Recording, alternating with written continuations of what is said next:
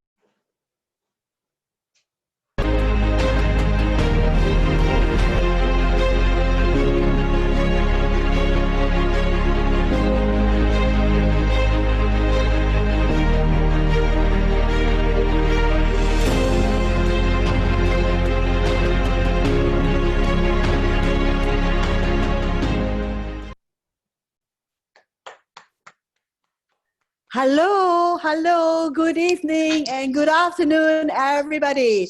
Welcome to our Type 5 online global training. Hello， 大家好，欢迎大家来到那个第五种人国际培训平台。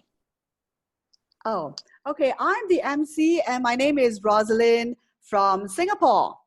And so before I introduce our special guest, Dr. James Chia today, I have a few friendly reminders.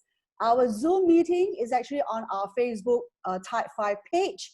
And so please feel free to share it with your friends so that, you can actually share it on your Facebook page so that your friends can also watch the FB Live as well.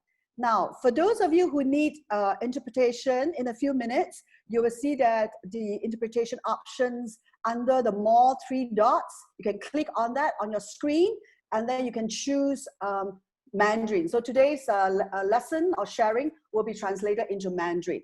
All right. Now, let me just go on to introduce our special guest, Dr. James Chia. Now, I'm very, very honored and privileged to have this opportunity to introduce him. Now, my first impression of Dr. James Chia a few years ago when I first met him was he's really a no-nonsense, very serious, very hardworking man. And I had the privilege of traveling with him on a few success trips to Japan. And I get to know him up front, close, and I realized that he's such a nice man. I get to know his wife as well and his team. Now, let me just share with you a little bit of background. James has a PhD in civil engineering, worked in the construction industry till he was 40 years old. And he was already very successful in that career, but he decided to, take a new chapter in his life and switch to financial planning. And guess what? He went on to obtain a master's degree in applied finance. And he has a certified financial analyst and chartered financial analyst and a certified financial planner designation. And he was actually Southeast Asia top financial planners during that time in the industry.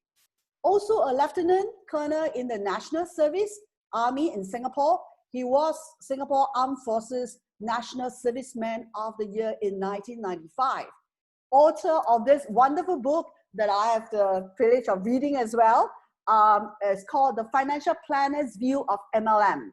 Now, he joined New Skin Business in 2001 and is the Circle of Excellence 1 and Presidential Brand Director, Team Elite for 10 years.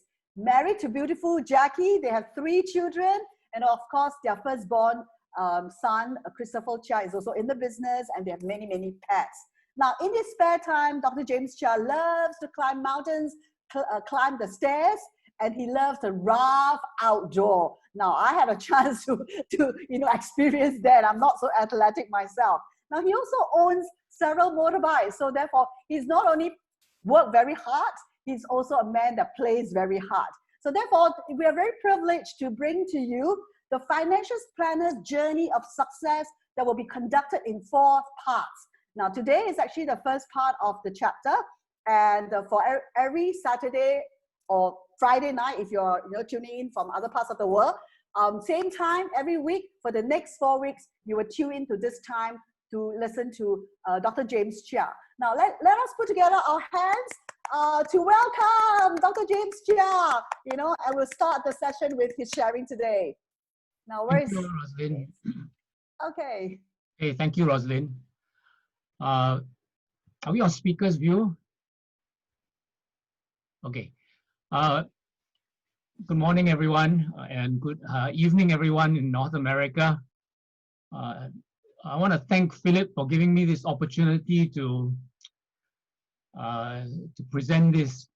When Philip asked me about 3 weeks ago if I could share for 1 whole month, my immediate response was yes.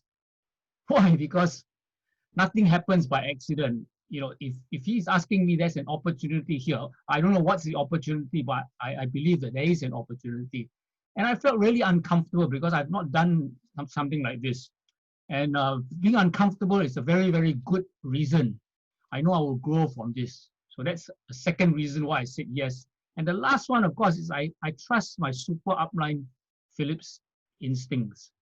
We've been very, very privileged to have Philip organize this over the last 3 months, this series of talks and trainings that build us up globally. And so I want to thank you for the privilege of sharing so that I can get built up and that I can contribute some things to you. Okay, so let's get started. I'll share my screen. Now I can just talk without the screen, but I thought if I put things on the screen, those of you who are learning can have some screenshots. Okay, so let me share my screen. Okay, so chapter 1 is getting started. Okay, now getting started, there are a few key skills to get started in something new. We said when we introduced this talk that we'll see how to see opportunity, how to change, and how to go back to zero. So as I share my stories and I share some ideas over the next maybe an hour, I want you to note, okay, which are useful to help you see opportunity, or to help you change, and to help you go back to zero. So you can mark down as you take notes, O for opportunity, C for change, and Z for zero. Okay, and pick this up for yourself. So you're learning as you go along. Now, getting started is one of the hardest things to do. Okay,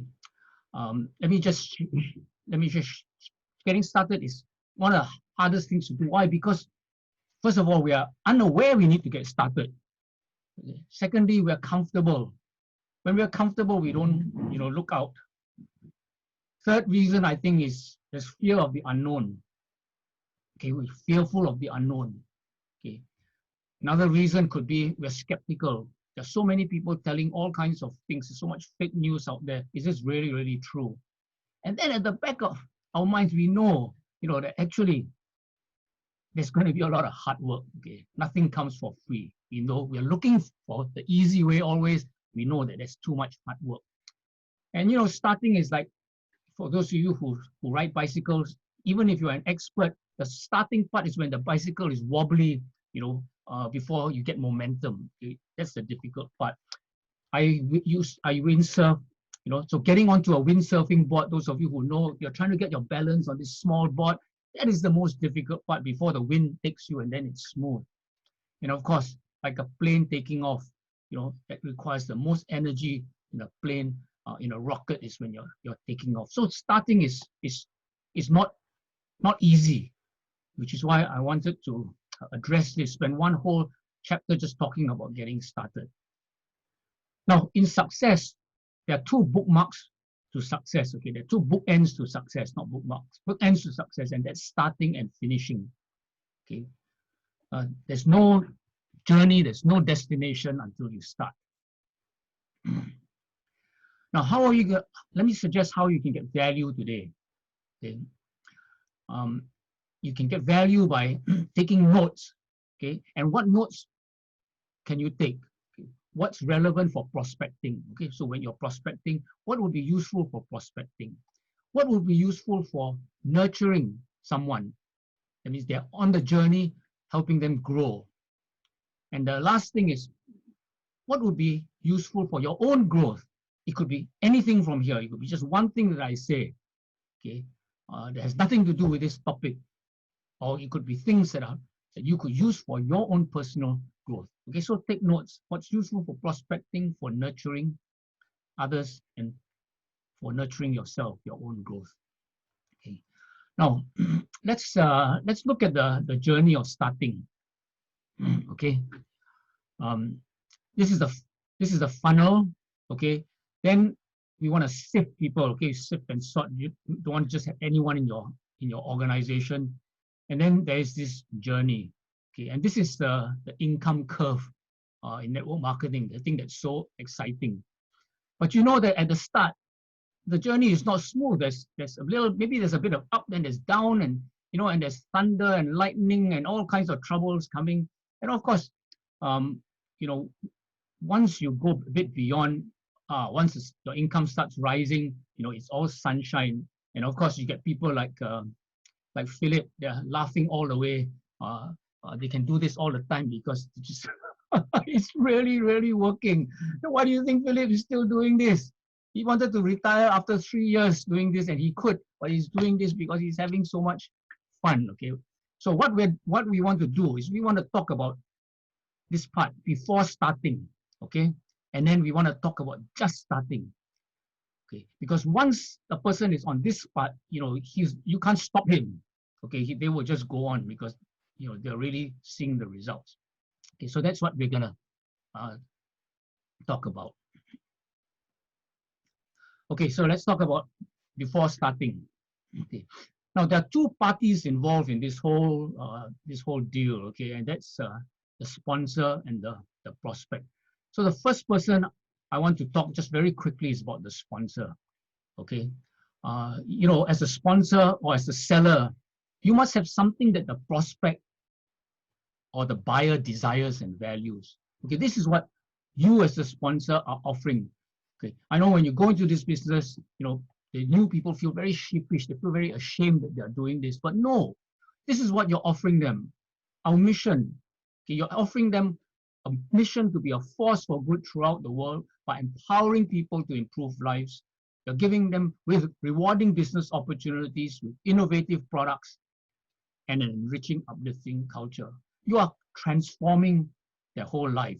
This is what you're giving them. Okay, you're not taking anything from them. You're giving them something huge. And I get really excited about this mission statement.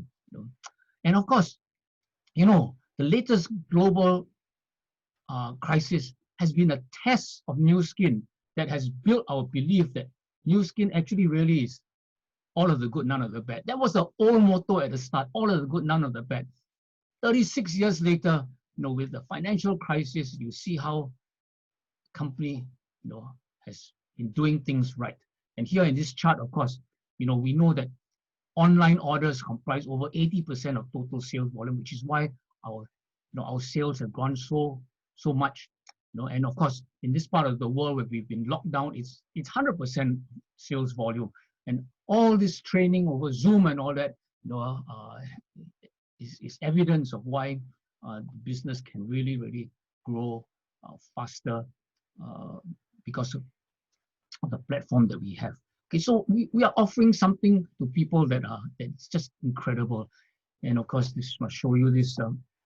Our share price went up 2.4 times in 3 months. Okay, so we've got something that people deeply desire, either as an investment or or as a business opportunity. So you can be proud that you're a sponsor. But today, we are focused on, okay, so it's a great lifeboat. So today we are focused on the prospect. Okay, now for simplicity, I like things to be black and white. Okay, when you see things black and white, then you can apply the ideas for the various variations in between. Okay, so I like to see people as either poor or rich.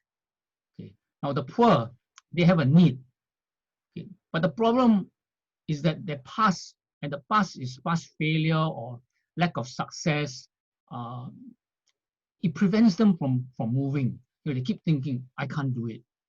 The rich, they have no need. And their problem is that they already have a future ahead of them that fulfills them. There's really no need to come in. Okay, and we want to offer this opportunity to everyone. And I think many of you instinctively say, hey, we want the rich person, but actually the rich are the minority. You really should focus on the poor. But why not have all? Okay, so what do you do? Okay, what's not working to get these people in? Okay, the comfort zone is your safety zone. Okay, the comfort zone is not just comfortable; it's safe. They feel safe. So here I'm saying that the past is preventing them, is forcing them to stay in the comfort zone. The past bad experiences about being cheated, about trying things and failing, okay, about what people have said about them, you can't do it, all this is preventing them. And of course, the fear of the future is unknown. Better the devil, that the devil you don't know, they say. So there is this fear that's really keeping us in, and we need to understand what's not working. So let's look at what's working. Okay, what's working is when you have a push factor. Okay, now there are two powerful emotions in life: fear and greed. Okay, fear and greed, and some people say fear is a more powerful version. So it's a great push factor when people realize they're in a dead end, or people realize that they just can't keep doing, especially the young who want change. They just can't keep doing the same thing, going to office every day, day in, day out, going to office, coming back, like a sick person, just doing the same thing every day. It just kills the mind. Okay. So when people have this push factor, it will make them move. But of course, let's look at the pull factor. Okay, the pull factor are your dreams. Okay, where you want to end up going. Maybe you want to end up married, with lots of children in a great country. These are whatever dreams, whatever destination that you have. Okay, so who's good at push? Talking about the push, I think insurance agents are great at that, isn't it? They make you so scared about dying, dread disease, and all that. Okay, so that's our experts. And leaders, they're great at dreams, and that's why if you look at the success formula, the New Skin success formula, the first step was actually dreams. Okay, attracting people to what you can have, and many people are fighting for survival. They have no time to dream at all, and that's a big thing that we can do. So what's working is you focus on dreams. Okay, so you got the poor and the rich. Okay, what do you do with the so-called poor? Okay, those people who don't have good belief. I think one of the things that I would do is to build solid belief. okay, to build solid belief. How do we build solid belief? I would do a ABC, okay, two-on-one meeting with my upline, because the upline's been around for some time. He's got solid belief, okay? So if I'm prospecting, I want to have my upline down there. Imagine if you bring someone to fill it, you know, the guy will be convinced because he's not only living the life, he speaks it. Okay? Use the products. Okay, you know, as a man, when I first came into the business, what can be different with a product? But of course, when you hear the signs, when you see the product demo, you realize it's just completely amazing, and that's a big thing that builds belief. Okay, that you really start seeing that there is a difference and that you can help yourself and help people, and of course, expose them to positive people, people who have got success and all that, and they can see.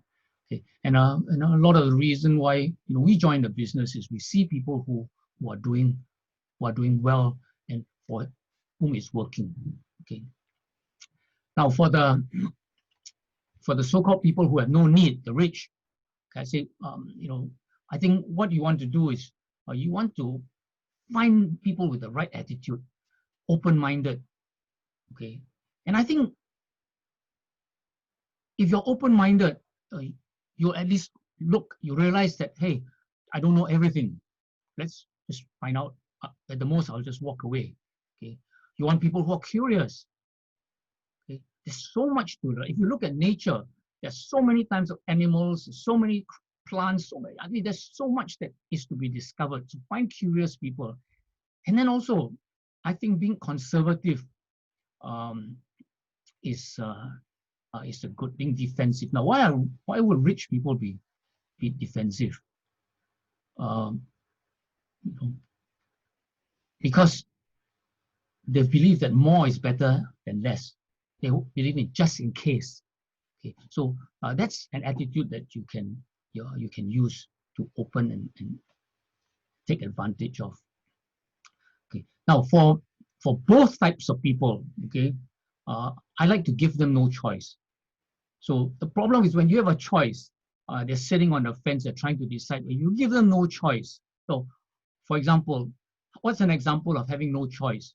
Okay, if I buy insurance, I buy insurance because I can't afford to insure myself. Okay, that's why I buy insurance. If I don't buy insurance, I have to insure myself, and so there's no choice. I can't insure myself, so that's why I buy it. Even though people say I don't like to buy insurance. Okay, now, why do I want passive income? Because I don't want to touch my savings. Okay, so I have no choice. If I don't want to touch my savings, I have no choice. I have to create passive income.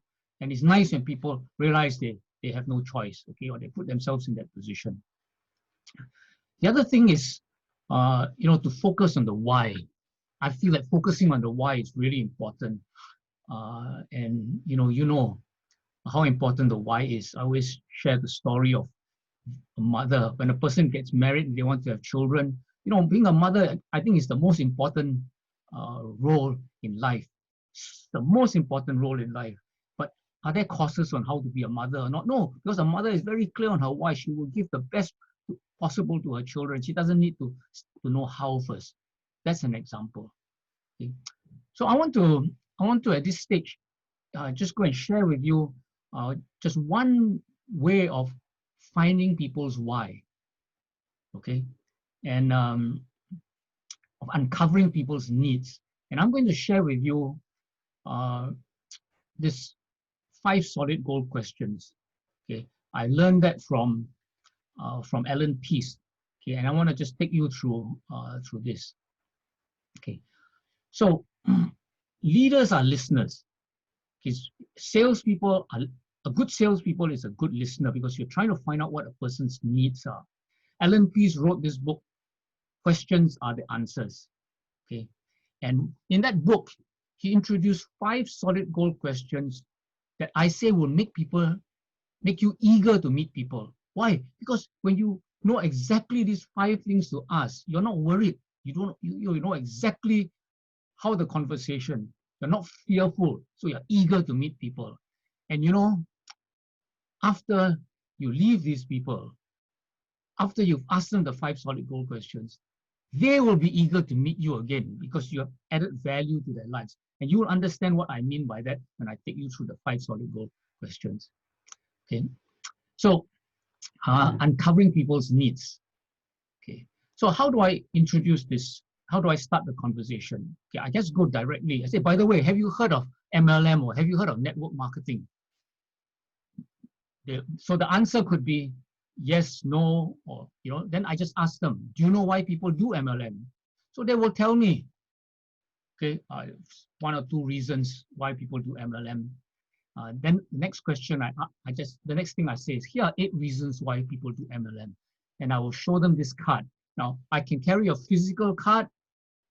Don't worry, I'll show you the card later. I can show them a physical card, or I have it on my phone. So I tell them, here are 8 reasons why people do MLM. Okay. So, with these 3 questions, there's little need for small talk. I can just interject. I say, by the way, have you heard of MLM or network marketing? Okay, then I go straight. You know why people do MLM? Here are 8 reasons why people do MLM. Okay. His answers, when you ask him why do people do MLM, will tell you about his knowledge and his attitude towards MLM. So he says, yeah, MLM is a good business model, or he says MLM is a scam, because you know his attitude, whether it's positive, negative, or neutral. Okay. And then you just move on no matter what his answer. No matter what he says, you just show him, here are 8 reasons why people do MLM. Okay, so that's how you introduce that. Okay, so let's look at the 8 reasons why people do MLM. Okay, Alan Pease calls these primary motivating factors: extra income, financial freedom, have your own business, more spare time, personal development, helping others, retirement, or to leave a legacy. Okay, so let me start with the first question. So my first question is, what is your number 1 priority? What is your number 1 priority? So let me give you an example. Let's say I'm talking to John. I ask John, what's your number 1 priority? So John picks out of here, he picks financial freedom. Okay. So John says financial freedom. Okay. So my second question is, why did you pick financial freedom? So let's say John replies, oh, I want to retire early while I can still enjoy life. Now, usually people really haven't thought so deeply about what's important to them in their life. Okay, so I may have to prompt them. I say, are there any other reasons? Oh, I want to give my children the best education. Anyone else? Oh yeah, my parents. They work so hard. I want them to go on holidays. Okay, so you ask them, why did you pick that one? Third question is, why is that important to you? Okay. Now you notice the second question, why did you pick that one? And why is it important? It's actually the same question, except now you're going a bit deeper. Okay. So I asked John, why is that important? Why is financial freedom important to you? So he says, okay. John says, there are so many things my wife and I have not done. Okay. I don't want to work my whole life. And it's so hard to get jobs these days. My children, they may have to go overseas to get a good education, and my parents they're getting old. Okay, so he's explained why it's important. Okay. My fourth question is, what are the consequences of not having financial freedom? Okay, what are the consequences of not having financial? So now you're looking at the negative things. Okay, what if he didn't have? So let's say John says, well, I'll have to keep on working, and if I'm retrenched when I'm old, I'll be a burden to my family. And my kids' future, I guess, will be uncertain. No, then I may ask him, okay, I remember he said parents, and your parents? Well, I can't meet my dreams of giving them a good holiday. Okay. And my last question is, why would that worry you? Okay, so what are the consequences of not having that opportunity, and why would that worry you? It's actually the same question, but you're now putting the word worry, making him think a bit deeper what would happen if he didn't have it. Okay, and let's say John could probably reply, well, I don't want my wife to have to go out and work if I lose my job. Okay, And we have some health issues, and I won't be able to afford health supplements to keep her healthy. And I can't bear to see the children struggle. If they struggle, they can't get married because things are tough, or they can't have enough children. That's terrible. And your parents, well, I think my parents, they'll be worried sick about me. I really don't want to, they're already worried their whole life. Okay, so you get an idea. Okay, so let me just summarize the questions. Okay, what is your number one priority? Why did you pick that one? Okay. Why is that important to you? Okay, so these are the same question actually, just a bit deeper, probing a bit more. What are the consequences of not having that opportunity? Why would that worry you? It's the same question. Okay. Now, what I suggest you do is you memorize it exactly this way. Why is it important to memorize it? Because when you memorize it, then you are certain. So when you go and talk to people, you're confident. You're not trying to talk to him, look at him, and trying to remember the question. Okay. And the other thing, of course, is this is something you want to teach your downlines. And so you need to be certain you want to duplicate exactly the same words. Otherwise, it will all come out different. Okay. So 5 questions to memorize. Go out and try it. When you do that, you will find that what you have done is you actually help a person discover himself. And that's why he'll be excited to ask people to meet you. You didn't sell them anything. You found out about their deepest needs. And by the way, you started the conversation on reasons for people to do MLM. But if you look at those 8 reasons, there are reasons for living life, for having a better life. Okay, which is why when you ask them what is your number one priority, it's no longer about priority for MLMs, it's priority for life. Okay. So this is a sifting, sorting process. Remember I said that I like to have things black and white, so poor or rich, well, dead or alive. Okay. So what do I mean? If you ask a person this question, what is your number one priority, and he cannot answer, he's really not interested in life. Well, if he's got no motivating factors, he's dead. You can't resurrect a dead. Only Jesus can resurrect the dead. Okay, so you just say who's next and just move on. Okay, don't waste time with people like that. But you can get some people really, really excited about this. Okay, so that's finding out about people. Okay, so all this fact finding is actually part of the sales process. Okay, so I want to revise the sales process. Okay, there are 4 steps in. According to Greg Owen, who is a great insurance salesman, he's got this cycle of success. There are 4 steps in the sales process. The first is to relax and relate. Then the second is to find the need and disturb. The third is to show the solution. And then last is closing. Okay. So let me ask you, which do you think is the most important? Which one is the most important? Closing, solution, need and relax and relate. Okay, they're all important. Which is the most important? Okay, okay, so this is the ranking of importance. Okay, 90% of the time, Greg says we should spend on the first 2 stages: relax and relate, find a need and disturb. When people trust you, then they allow you to ask these deep personal questions, and then they will listen to you as you introduce different scenarios. Okay, then they are asking you for the solution. And closing is just, in fact, he will rush you to close. Okay, so that should be the ideal thing. So it's really important to relax and relate, find the need, and then disturb. And so what we do on social media as we brand ourselves and all that is actually to create an environment where people see that we are normal. They can get on with us, they relate with us, they connect with us, so that we can find the need. Okay. Now, of course, as you get good, you can go directly. And the 5 solid goal questions is a way actually to go very quickly to the need and to disturb someone. Okay, so just want to refresh you on the sales process. Okay, that you are not wasting time relaxing and relating, provided you know that that is to get you to the next stage, to find the need and to disturb.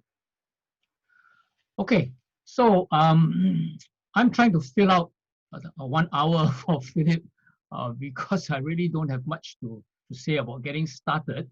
So what I want to do now is perhaps I thought I would share about my career. Okay, I thought I'd share about my career, and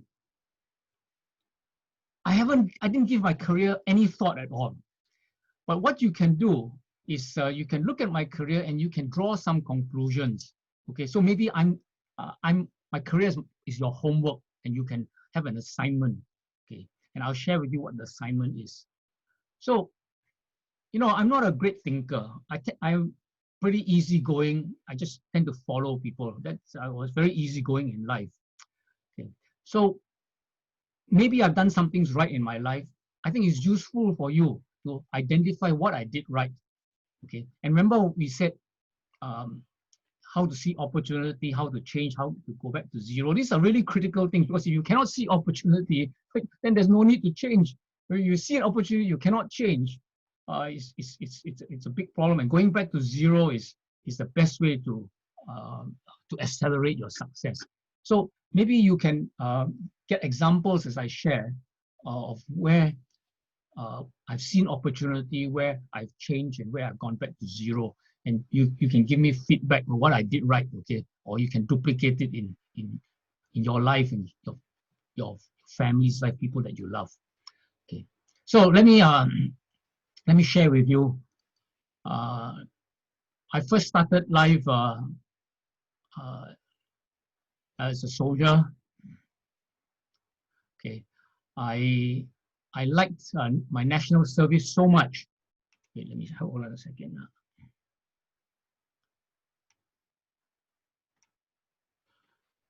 I liked my, sorry, let me, okay. So this is me, I was 19 years old. Okay, I just graduated from officer cadet school. I liked national service so much that I wanted to make the army my career. Basically, it shows I got no ambition. Okay, so I went overseas and I went to study civil engineering. I thought I'd better get a degree before I come and join the army, just in case something went wrong. So I went overseas, and I was so worried about passing, because I was very playful, that actually I became a Christian when I went overseas to New Zealand to study. I went to New Zealand because New Zealand has got more sheep than people. I can't get into trouble. I can't play. That's why I went to New Zealand. Okay, but along the way, I ended up doing a PhD. I was studying 8 years in New Zealand. Okay, and I really didn't want to study. Okay, but I had to find a way to stay a bit longer in New Zealand so that I could grow as a Christian. Okay. So one of the things that I realized was that during that time, as a result of that process, I learned to obey people. And in this case was God. God said, stay. And it was the most horrible thing to do, to study. Remember, I didn't want to study at all. 4 years was hard enough. Now I studied another 4 years. And during my PhD, I faced dreadful failure. It was just a horrible experience for me, trying to do research, and I thought I would completely fail and have to come back. Okay, those of you who've done research at that level will know how I feel. I got married while studying, which I think shows that you know, I don't need to wait for a perfect time. I don't think too much. Okay, you've got someone who wants to marry me. Okay, let's get married, even though it's not a perfect situation. Okay. So I came back and I decided that someone said, you can't join the army. You don't listen to anyone and all that. You get into too much trouble, so you better not join the army. So I started my career as a civil engineer. Okay, and you can see I went back to site. If you look at my helmet, picture of my helmet is full of concrete. I'm very much hands-on. Okay, I went back to zero on site. I got qualified as professional engineer, licensed to practice in the UK and Singapore. It's a very high level of qualification. and I was hands-on. I remember joining a contractor. Okay, I first worked on the MRT system, then I joined a contractor. And the person who employed me said to me, look, our place is a great place to join. You know, you can, you finish your work, you can go home at 3 o'clock. And I believe him. Actually, later I found out he meant 3 a.m. in the morning. So, you know, that was how life was. I learned to work really, really hard. You know, I learned to take abuse because as a contractor, you know, you got to do anything, otherwise you won't get paid, you know. Yeah, that was my life. Okay? So it was a terrible life. We worked really, really hard. Okay, and the thing is, we were in a firm where we had architects and engineers. Okay, and the architects, they can talk. Oh, they can tell stories. They not only can they draw, they can talk. And my boss used to say, "Hey, you can't talk at all. You can't communicate. Or how am I going to promote you?" So, you know, I joined the Toastmasters Club to try to improve. Okay, as I said here, you know, how I joined this club. At office meetings, I used to keep quiet as I couldn't articulate myself. My boss once said to me, "You just can't communicate. You're so inarticulate." And that remark jolted me into doing something. So I joined Toastmasters Club and I actually became the National Toastmasters Champion in 1993. Okay. Now I share this because, you know, I guess I was willing to improve. I was so lousy, but I'm willing to do something about it. Okay. Then I became a financial planner. Okay. And when I joined financial planning, I was 40 years old. I hadn't been on leave in engineering for 5 years. Okay. And what attracted me to the insurance industry was my wife's boss. Okay. My wife's boss, my wife said to me, "Hey, my wife had left the bank to join the insurance industry." And, you know, she said, "Hey, your friend Kwek," because her boss was my colleague in the army. So, you know, your friend Kwek, he comes into the office late. He goes out for early lunch. Afternoon, he plays golf. Why are you working so hard? So that's why I joined the life insurance industry, because I wanted an easy life. Okay.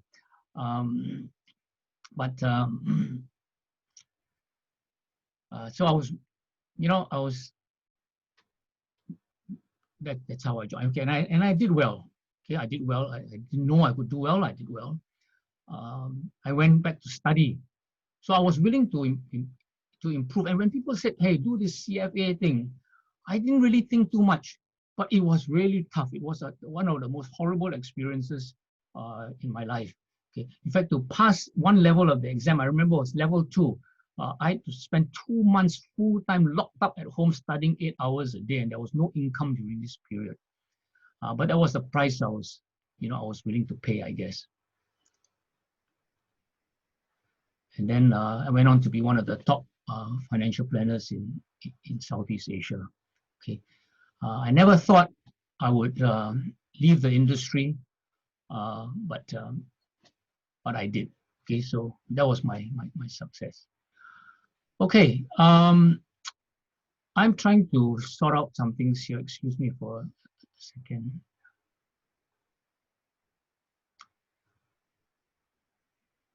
Okay. So when I joined the insurance industry, I'd never done sales before. Okay, but I learned to face rejection.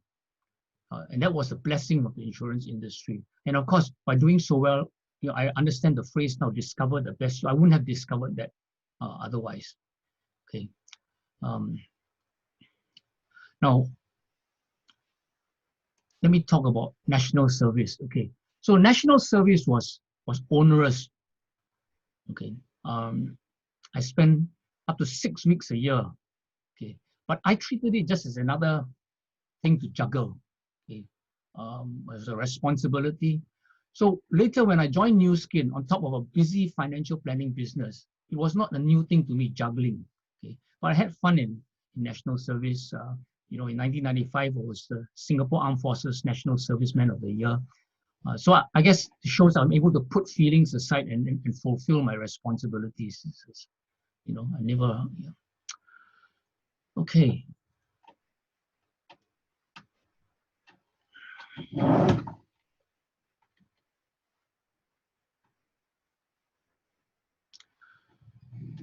So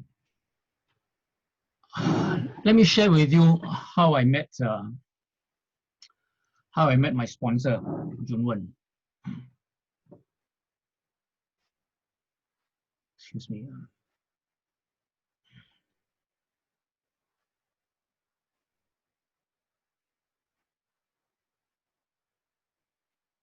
Sorry, excuse me. I'm having difficulty with my.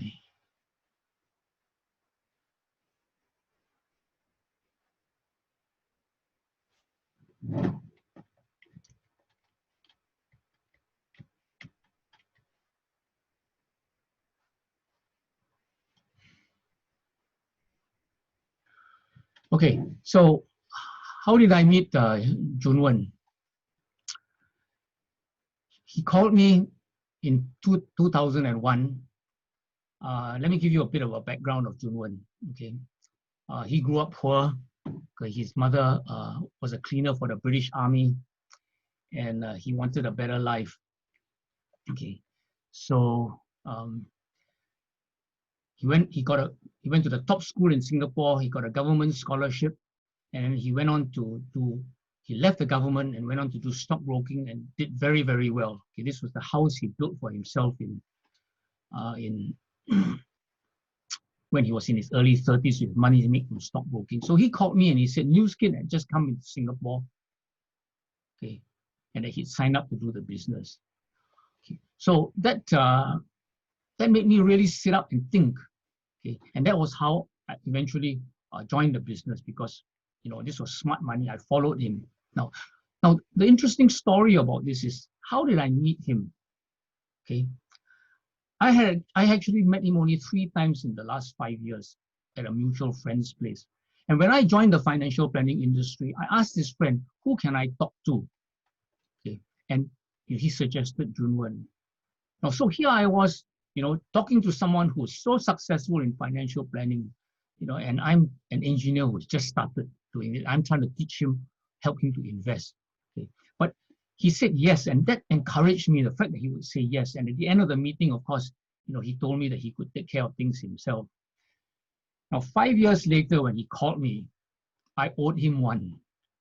Okay, I owed him one. Okay, and so I listened to him, although at that time when he introduced the business, I had no need at all. We were doing very, very well. But I listened to him because I owed him one. And I think that's a good lesson. When you're nice to people, you never know when it will help again. Okay. The other thing about Junwen is he never assumed or prejudged. He just invited. Okay. So I'm a good follower. Okay. I'm a perfect target for MLM. Okay. So following the smart money was something very, very good. Okay. Lose money sometimes when you follow people, but overall you experience a lot of positive things. Okay. Then when I first joined the business, I saw this book by Professor Charles King, The Rise of Network Marketing as the next major profession. Okay, so it was about a career. That was what a professional like Junwen was doing, was a career.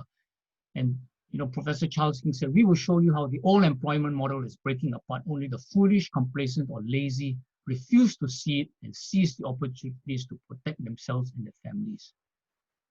Okay, so I saw this as a protection plan about managing a major risk. Okay, and so when I, very shortly after doing New Skin, I wrote this book in just 1 month. It just took me 1 month to write this book.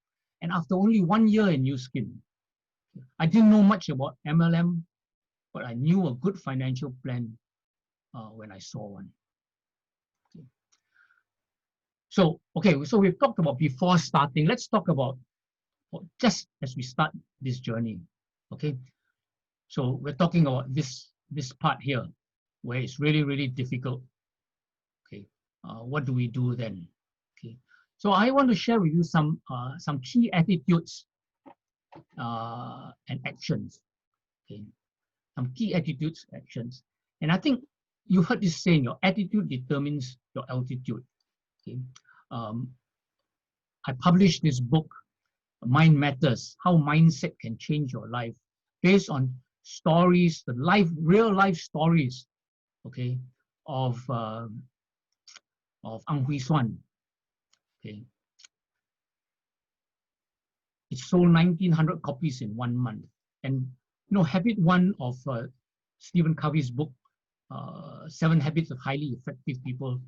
Habit one is be proactive. Choose what you think. So your attitude is really, really important. Okay, and okay. So the other thing I want to say is that success is intention plus action plus grace. Okay.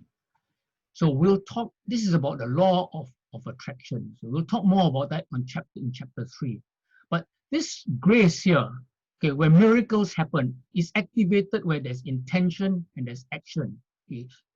Action is what to do and what not to do. Okay. So I want to quickly look at some key attitudes, actions. Okay. So the first attitude is be responsible as your own boss.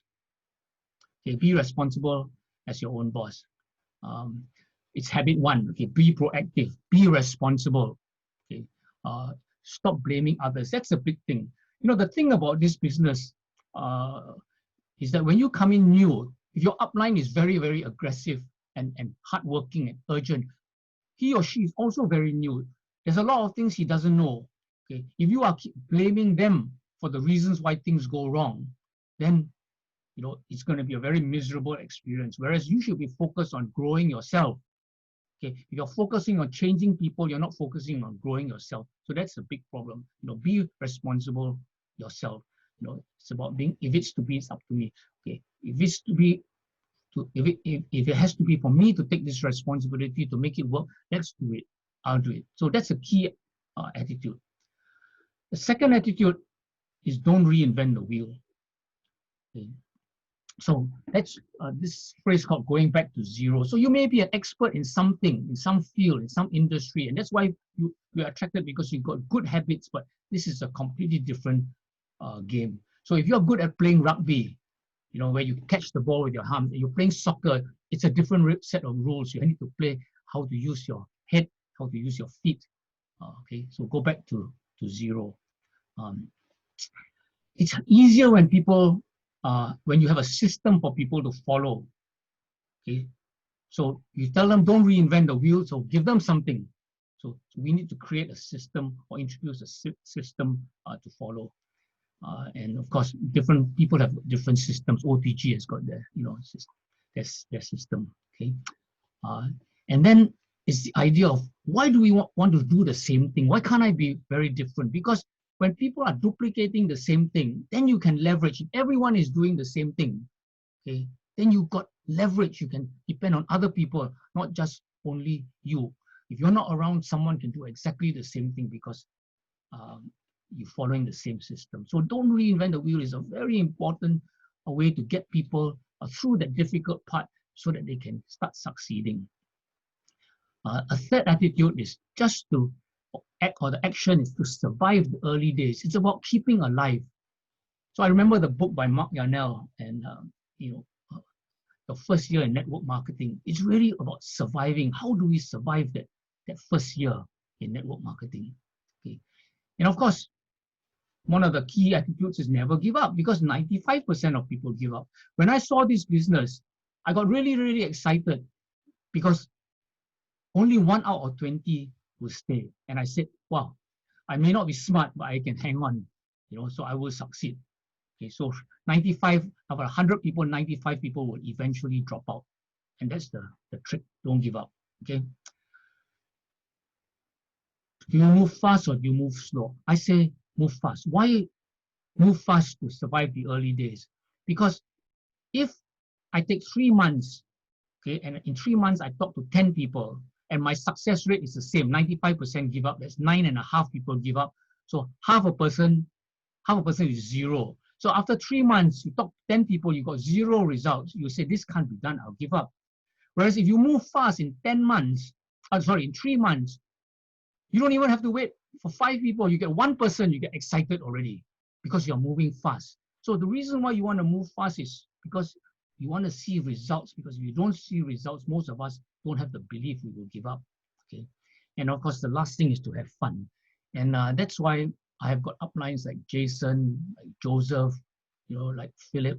They really showed us how to have fun. And that's important because as Mark Yarnell says, in network marketing, if you aren't having fun, you aren't doing it right. Okay.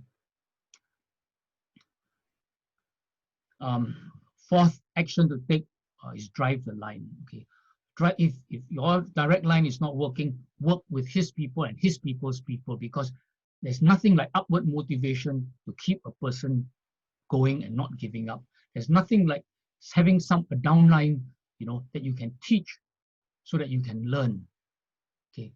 So, it's so important when you got someone to teach. That's when you really start learning. Okay.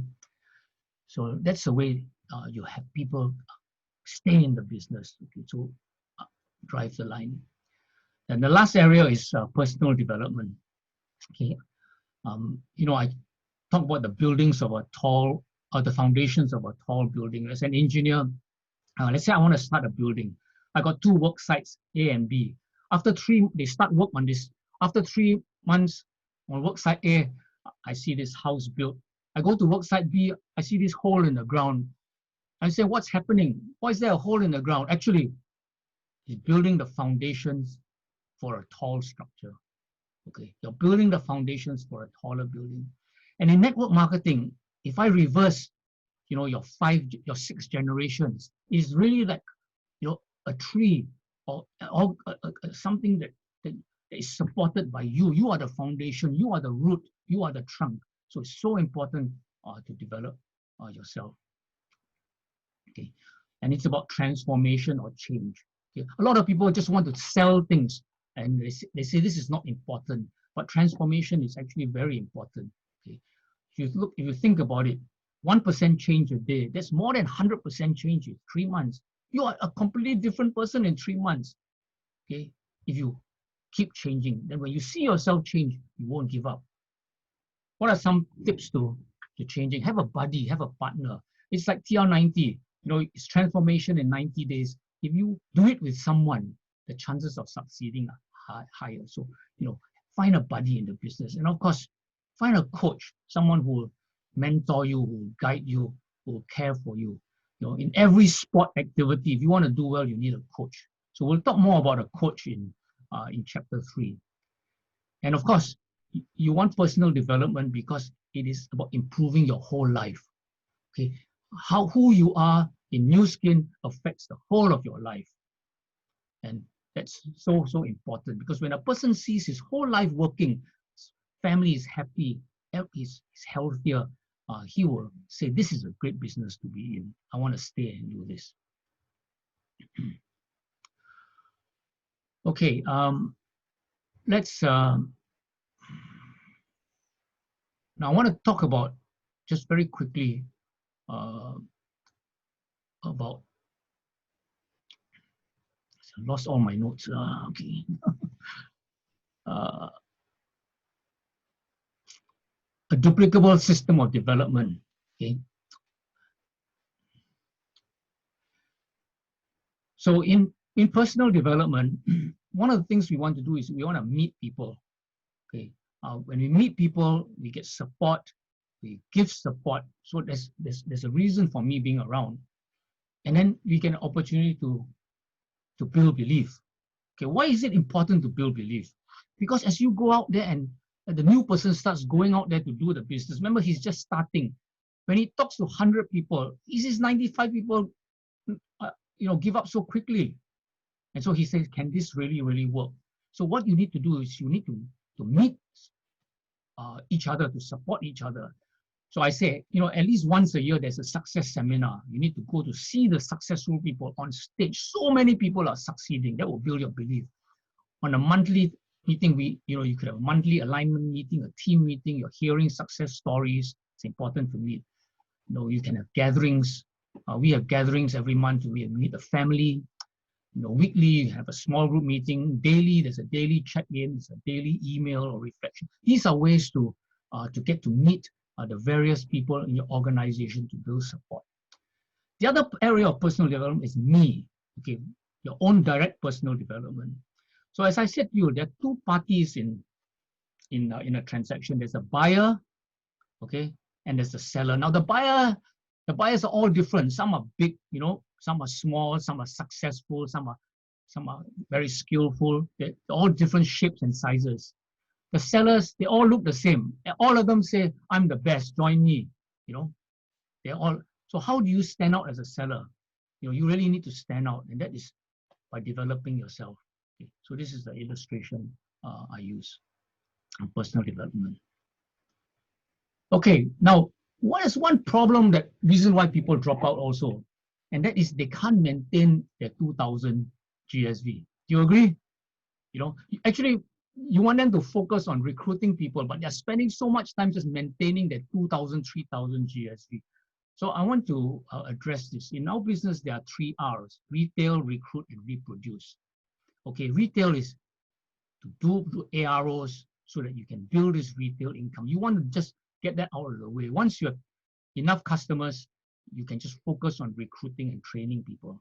Okay, so let me share with you a little illustration that I have on how I maintain.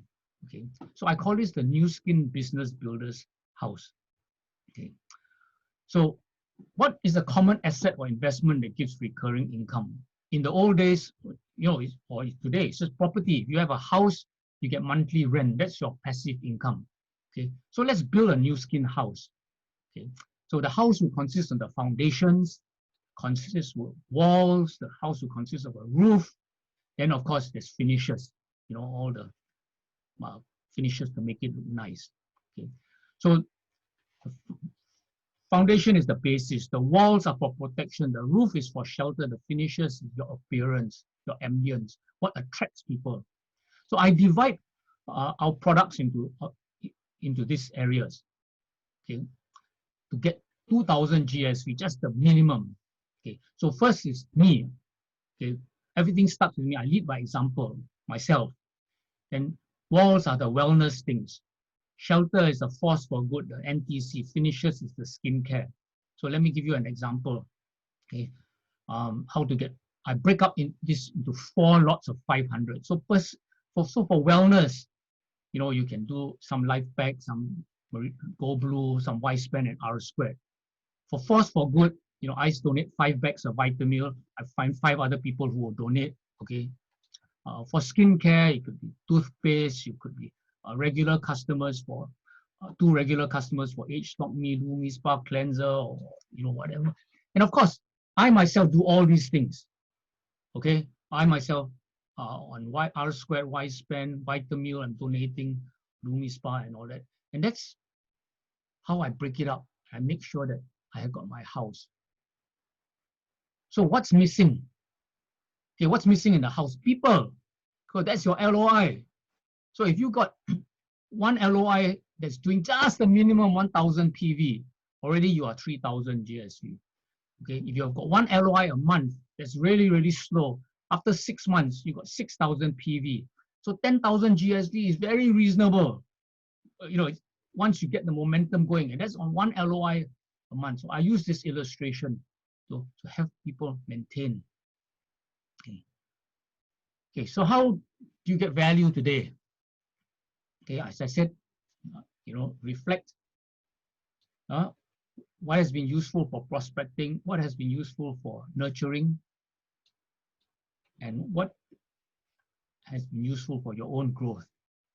Okay, and I hope that you know, some of the little things that I've shared in the hour here have been useful. I really appreciate you giving some feedback on what has been most useful to you. This is the first time I'm doing this in this way, and I really appreciate Philip giving me this opportunity.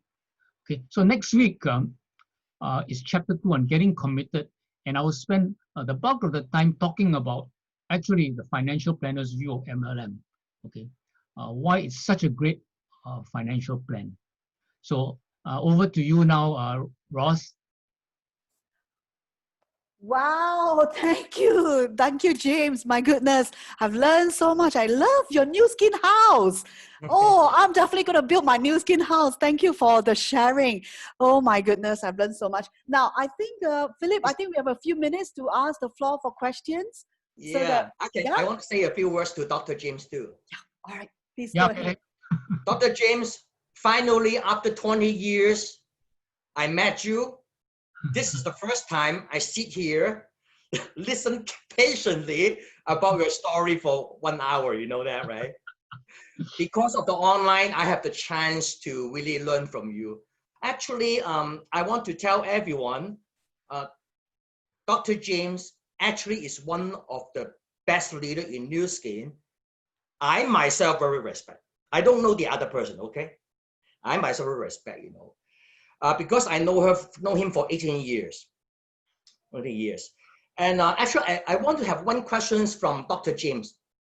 Actually, I want the other people to know about that, you know.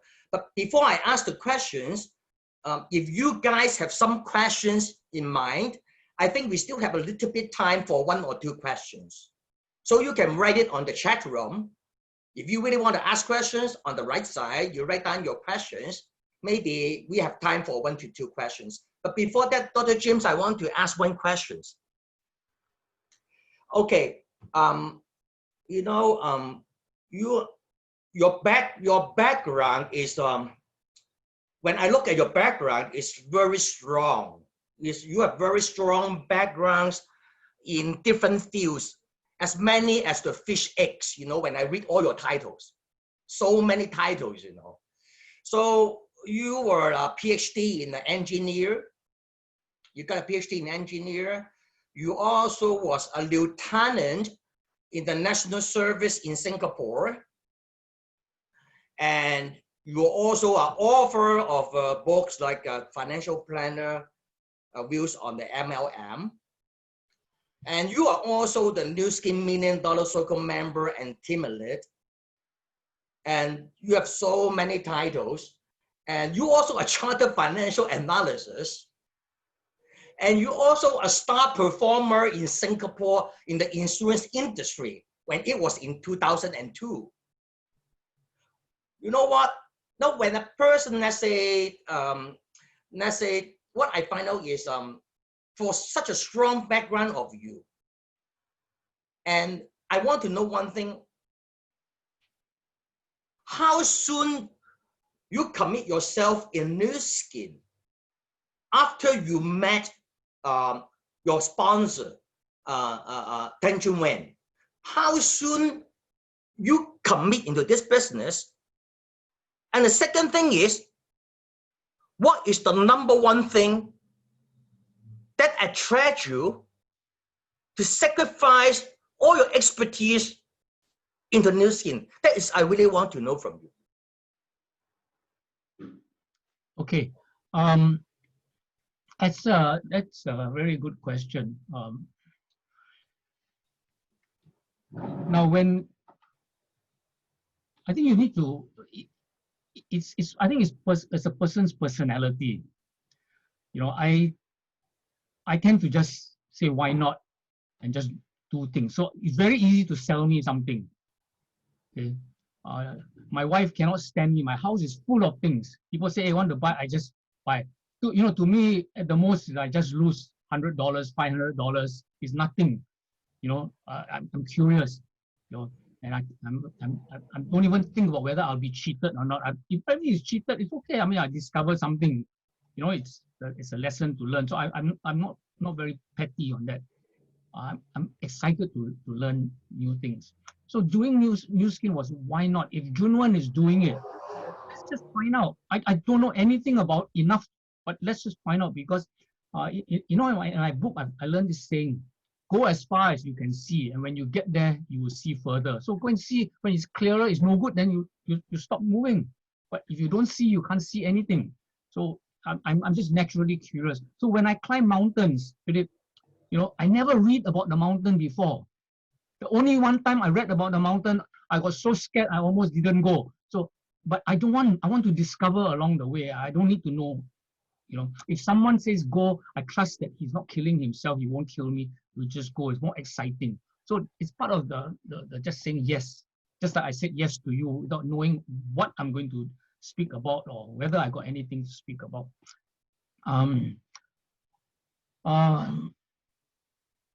Now, did I think I was going to quit the financial planning industry? No, I mean, I was very, very clear. I would pass the business to my son and all that. You know, I was doing very, very well. But I can also do this at the same time. It's not one or the other, you know. So I think it's just being open-minded. Now, do I say yes to everything? No, obviously not, because I only have so much time and I have got a reputation. If I do things that are wrong and recommend to someone that's wrong, it will destroy my reputation. People, trust is a very important thing.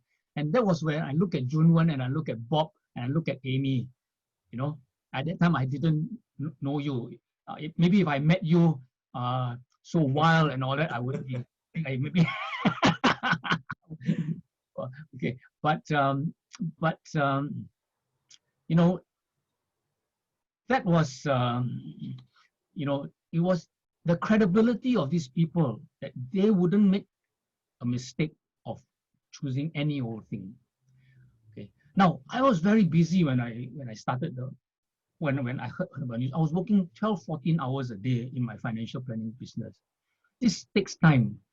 But when I started doing this, I got so excited, you know, because of the business. But I have said before, in the early talks, I was seeing people like Nathan Ricks, people like Pat and Margaret. They were earning $100,000, $200,000 a month, and they're still doing new skin. So I thought to myself, for me, it's just for passive income. Once I create a stream of passive, I don't want to do it. I do other things. But if they're still doing this, it must be because there's something more than that. Because I know as a financial planner, money is the poorest motivator. You only need enough, just a little bit. After that, you don't need much more. You know, so the marginal utility of money is very low beyond a certain point. There must be something else in life, which is what I'm going to talk in chapter 4. What else is there in life? And of course, today when we look at you, you are the clearest example. You don't have to do this, but you're making us work so hard, you know, because you are enjoying it so much. The things that you do, you know, and so people live, you know, to grow, to challenge themselves, and to contribute to people more. And I could see this was something more than that. Okay, but you know, I'll tell my story later about why I quit now. Okay. Okay, thank you for your sharing. So I pass the time to Rosalind. You can look after the questions. Maybe today we can answer another 2 more questions. You can look after that for Dr. James. Yes, thank you, Philip. I think there is a question from Bonnie. Any challenges, Dr. James Chia, that you got during the process and how you overcome it? Okay. I think for me, one big challenge was, you know, as a contractor, I could take a lot of abuse. As an insurance agent, I take a lot of abuse, you know, and so I learned to be very, very hard and just tough. And my own personality, I'm type A. You know, I'm quite driven, task oriented. So they say we got 2 muscles: a challenge muscle and a relationship muscle. My challenge muscle is very, very strong. And my relationship muscle doesn't exist, you know. So in the early days, people would say to me, you know, how can you do this business? You got no heart at all. See, I got a heart in the background. Okay, just to remind to say how I've changed. You know, that was given to me by someone. I didn't go and buy a heart. You know, but that was the biggest challenge, to realize that this is a business about people, and they're saying, "Hey, I don't have a heart. How do you get a heart?" So it's very, very discouraging, you know. Yeah. So that was an emotional challenge. Okay. Okay, thank you. There is another question, James. With a low academic background and low analytical skills, how should my friend start learning and change herself? Where to start learning? Okay, I think you know, when we okay, let's take the example of Toastmasters. Okay, when I realized that I cannot speak, my boss is saying you can't speak at all. I actually looked at courses, how to do public speaking and all this. And they were either I couldn't afford the time to go for 5 days public speaking and all, because I was so busy. Until the Toastmasters, the Engineers Association formed the Toastmasters Club, and in the Toastmasters Club, you learn to speak by speaking, and the first topic that you speak on is about yourself. Okay, so no preparation. I mean, you speak about yourself. You know about yourself. Okay, so for anyone coming to this business, all we want them to do is share their own experience. What has been done to them, they just repeat it. Monkey see, monkey do. So you're learning on the job. Okay, and I think that is why everyone can succeed, because I just repeat what is in my own experience. I'm sharing my own experience. That's why it's so important to use the products to follow your upline, because if I follow my upline, then only can I expect my downline to follow me. Okay, if my downline is following me because I'm got better education, I'm better looking, or I can speak better, then I'm always going to recruit someone smaller and not someone big. You want to recruit someone big, and someone big has to just be able to just follow you in the new skin thing. Okay. And so, yeah, it doesn't really matter. In fact, I think education is a big problem. Someone like Junwen, with his high level of education, high level of intelligence, he's comparing other people. It's very difficult actually for him to come to this business. That's why going back to zero is such an important thing, to go back to zero. So that's why we have this phrase about wearing the white belt. Always wear the white belt so you can keep learning. Great, thank you. Thank you. Any more questions? I think that's it for the questions from the floor. Philip, do you have anything else? Yeah, you can close the meeting. Okay. Oh, all right. Okay. We should just say Philip is a prime example of wearing the white belt. Yes. All right. Thank you very much, everybody. And I'd like to thank once again, Dr. James Chia. And please remember to tune in, invite lots and lots of people onto this platform for the next chapter. And he's going to zoom in to share with us. Oops, sorry, what happened to my video? He's going to share about this book starting from next chapter. So I'll see you again next week, same time. Bye bye, everybody. Do you want to take a picture? Philip, do you want to take a picture? We take a picture at the end of the class, the fourth one. At the end of class. Okay. All right. See you then, everybody. Bye bye. Okay, thanks, Shui. Thank you for your translation. Thank you, Rosalind. Thank you. Thank you. Bye-bye. Thank you, Zoe, for the translation. Thank you, Dr. James. Thank you, everyone. I see you. Thank you, the host. Bye-bye. Yeah, bye-bye.